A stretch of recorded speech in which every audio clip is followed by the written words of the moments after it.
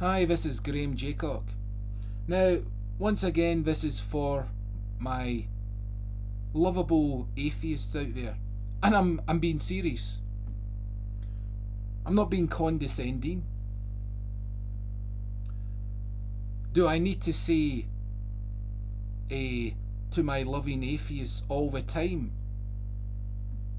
Because do you say I love you to your partner all the time? Now, atheists are a bit like criminals in this issue. Now, atheists like to point out that Christians, you don't obey the Mosaic law.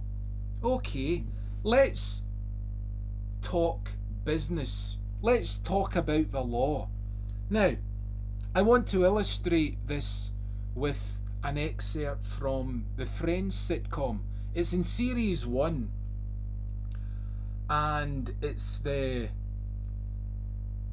episode, you know, Ross is going to have a child with his ex-wife, but this ex-wife happened to be a lesbian and they've divorced. But unfortunately, Carol became pregnant. So here we have an unfortunate problem. This broken couple having to raise their child. Now, when it comes to the surname, now that's going to be a bit of a problem, because there's 3 people. We have Ross the father, Carol the mother, and Susan the partner of Carol, and they all want their names. So as you can imagine, there's going to be 3 or 4 names in the title. Now, I want just to quickly remind the atheists here, this is how you are behaving towards Christians. Now, before I quote it, the script, Christians are familiar with 3 laws. Yes, 3 laws. Atheists only have 1 law. Now, it seems to me that atheists are holding a gun to a Christian's head and saying, obey it. Now, that is the irony of ironies once again. Because, first of all, there's the Mosaic law, okay, belonging to the Jewish people. Then there is the law of Jesus, belonging to the Christians, but grounded in the Jewish faith, because Jesus was a Jew. And finally, we have the law of the country that the Christian belongs to. So for me, it would be the United Kingdom, or rather Scottish law, but bound to the law of England as well, in parts. Now, here's I'll probably mess up the voices here, so I'm not going to bother. But here we're in the hospital, and the 3 of them are in the room, and I think it's they're checking to see if the baby inside is doing all right. So here we go. They're discussing names at this moment, and I'll start with Ross. What? It's going to be Helen Willock. Carol says, no, actually, we talked about Helen Willock Bunch. Ross, well, wait a minute. What? Why is she in the title? Susan, it's my baby too.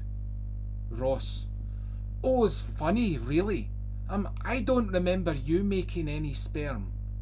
Susan, yeah, and we all know what a challenge that is. Carol, all right, you two, stop it. Ross, no, she gets a credit. Hey, I'm in there too.